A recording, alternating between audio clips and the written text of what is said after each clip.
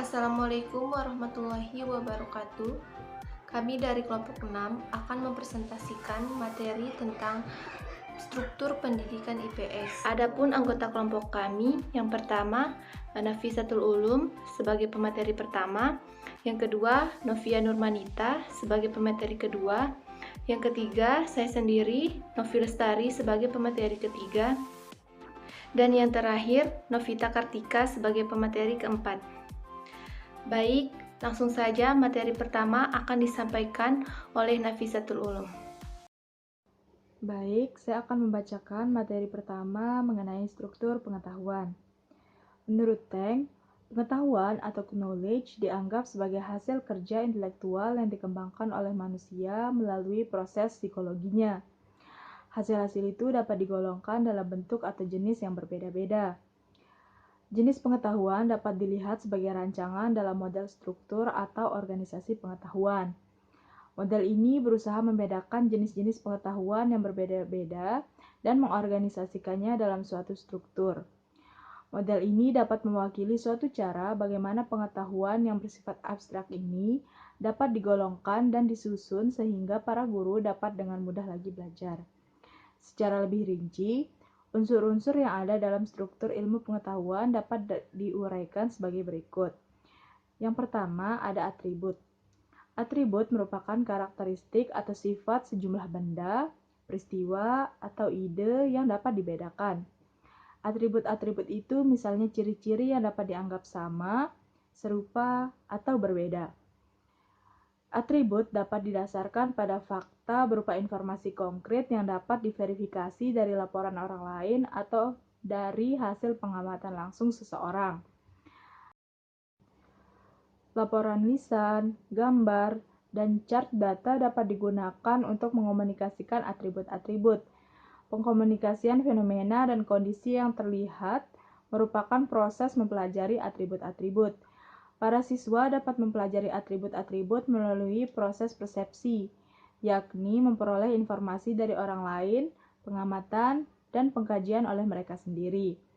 Atribut dapat diketahui menurut tingkat kesadaran yang berbeda-beda.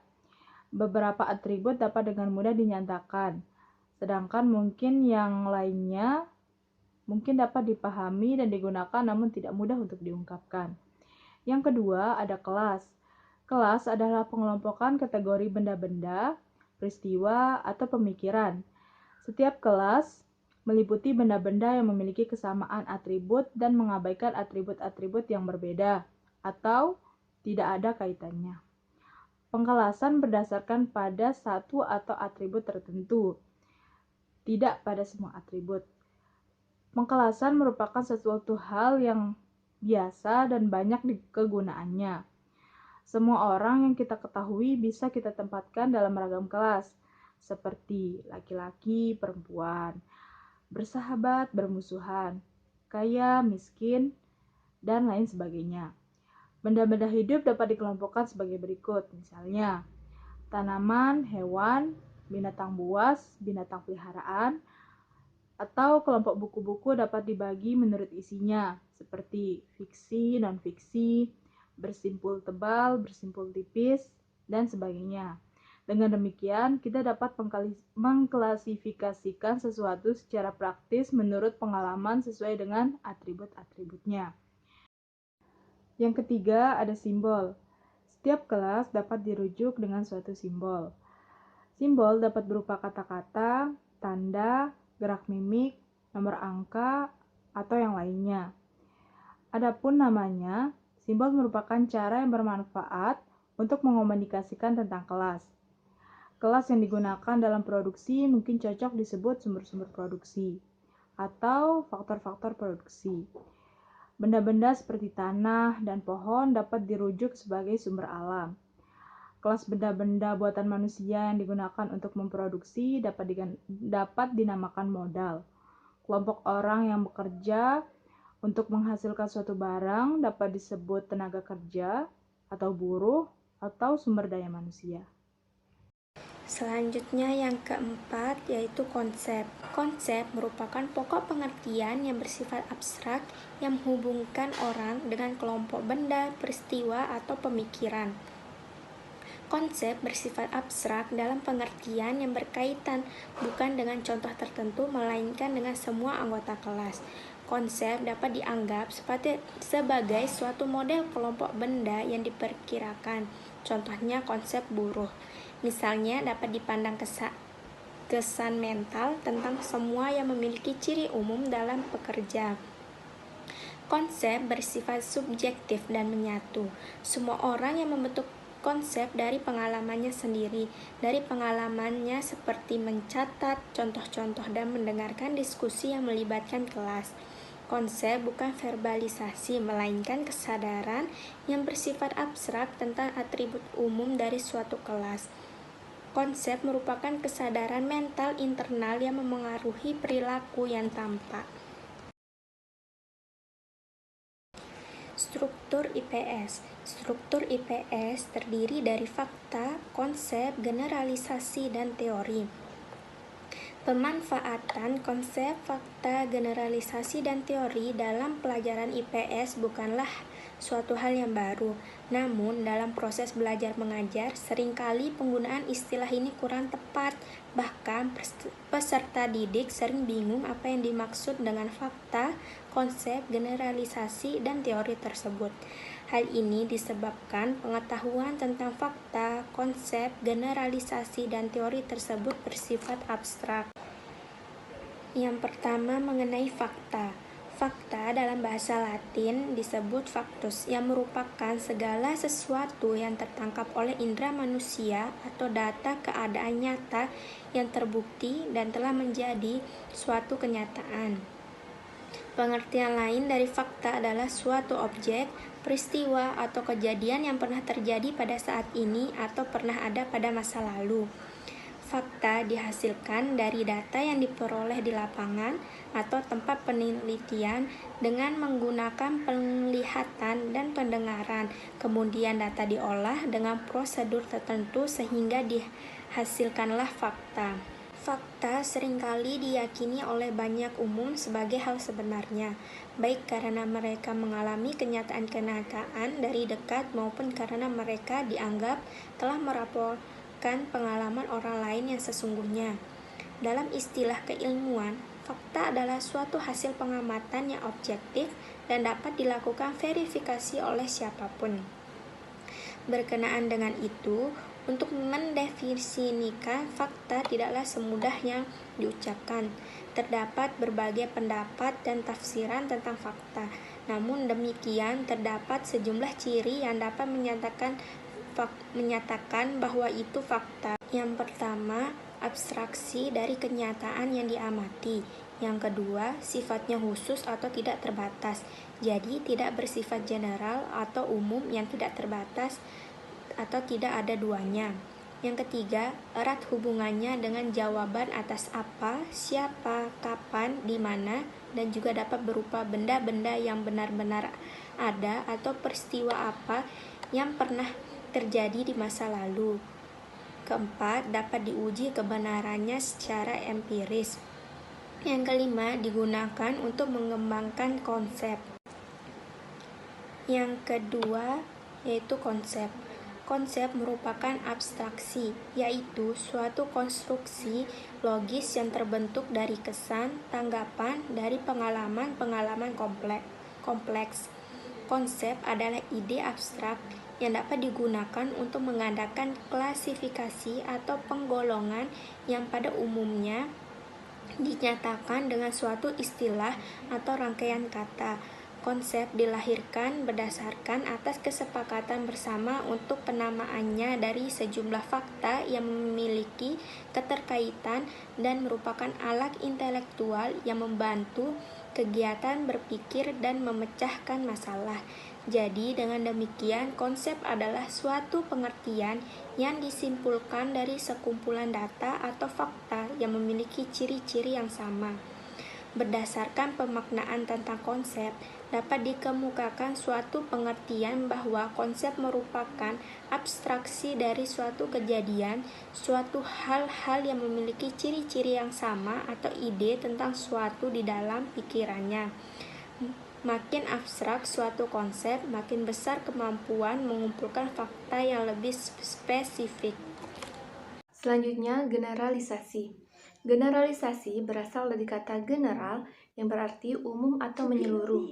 Generalisasi merupakan pengambilan kesimpulan secara umum dari suatu gejala informasi yang kita terima dan didukung oleh data dan fakta yang ada. Generalisasi adalah pernyataan hubungan dua konsep atau lebih. Pernyataan tersebut boleh terbentang dari hal-hal yang sangat sederhana ke yang sangat kompleks. Selanjutnya, generalisasi ini menghubungkan konsep satu sama lain, merupakan kesimpulan dari pengalaman kita. Generalisasi ini lebih bermanfaat dari konsep, karena generalisasi ini lebih mampu meringkas informasi dibandingkan dengan yang konsep lakukan. Jadi, dapat kita simpulkan bahwa generalisasi adalah pernyataan tentang hubungan antara konsep-konsep yang berfungsi untuk membantu dalam memudahkan pemahaman suatu maksud pernyataan bersangkutan, serta mengidentifikasi penyebab dan pengaruhnya. Selanjutnya, teori. Teori yaitu prinsip umum yang menjelaskan hakikat, gejala, atau hubungan gejala berupa rumus, aturan, kaidah, dan sebagainya. Teori merupakan rangkaian fakta-fakta, konsep-konsep, dan generalisasi-generalisasi, serta perkiraan tentang implikasi dari rangkaian tersebut yang satu sama lainnya saling berhubungan. Teori dapat dibagi menjadi 3. Yang pertama, grand teori, yaitu sistem yang secara ketat mengkaitkan preposisi, proposisi, dan konsep-konsep yang abstrak sehingga dapat digunakan untuk menguraikan, menjelaskan, dan memprediksi secara komprehensif sejumlah fenomena besar secara non-probabilitas. Yang kedua, theoretical teori, yaitu keterhubungan yang longgar antara sejumlah asumsi, konsep, dan preposisi yang membentuk pandangan ilmuwan tentang dunia. Dan yang terakhir, formal and middle range teori, yaitu teori formal dan tingkat menengah, yaitu sebagai preposisi yang berhubungan dikembangkan untuk menjelaskan beberapa kelompok tingkah laku manusia yang abstrak. Materi pembelajaran IPS SD. Pembelajaran IPS dirancang untuk mengembangkan pengetahuan, pemahaman, dan kemampuan analisa terhadap kondisi sosial masyarakat dalam memasuki kehidupan bermasyarakat yang dinamis untuk menghadapi tantangan berat karena kehidupan masyarakat global selalu mengalami perubahan setiap saat di masa yang akan datang yang akan dihadapi oleh peserta didik. Pada jenjang sekolah dasar, mata pelajaran IPS memuat materi geografi, sejarah, sosiologi, dan ekonomi. Melalui mata pelajaran IPS, peserta didik diarahkan untuk dapat menjadi warga negara Indonesia yang demokratis dan bertanggung jawab, serta warga dunia yang cinta damai. Pembelajaran IPS di sekolah dasar ini mengkaji seperangkat peristiwa, fakta, konsep, dan generalisasi yang berkaitan dengan isu sosial yang disusun secara sistematis, komprehensif, dan terpadu dalam proses pembelajaran menuju kedewasaan dan keberhasilan dalam kehidupan di masyarakat.